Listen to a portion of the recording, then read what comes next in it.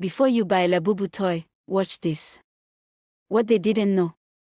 Labubu is not just a toy. Lagos is a city of hustle, fashion, and hot trends. In Lekki, three best friends, Amoka and Debbie, share more than just friendship. They shared vibes, parties, and dreams of blowing on social media.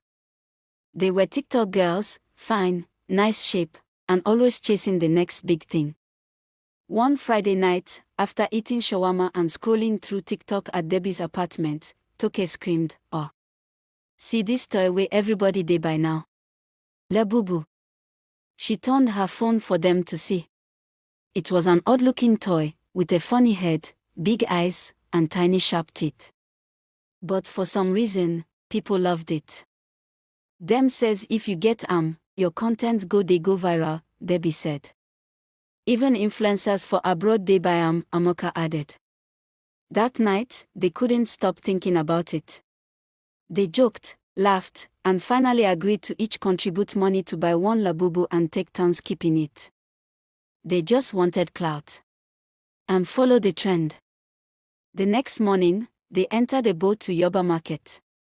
After asking around, a guy directed them to a narrow path behind a row of vintage shops.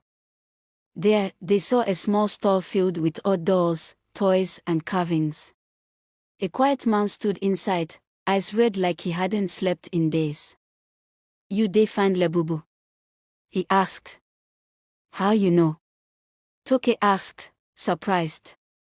He didn't answer. He went and brought out a box, and showed them the toy. The three girls gasped. It looked exactly like the one online, but somehow, the real one looked older, worn, and kind of creepy. "How much?" Debbie asked. 45,000 Nigerian nairas. Original. No fake, the man said. But once you buy they return. They laughed, thinking it was just sales talk. As they were leaving, an old woman sweeping nearby looked at them and said, "Not everything trending is meant for your hand." They ignored her. Lagos girls don't fear market gist. Labubu stayed with Amoka first.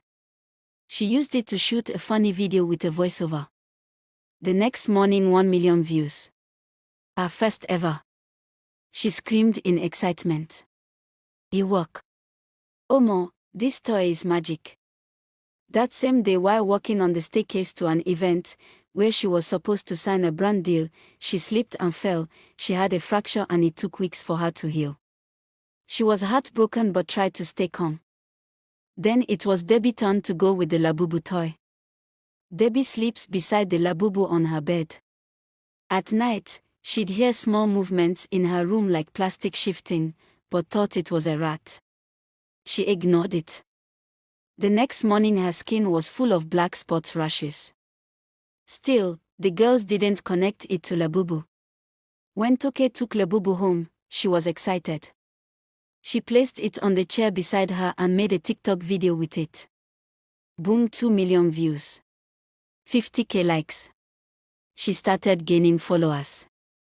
The next morning her TikTok and Instagram pages were hacked.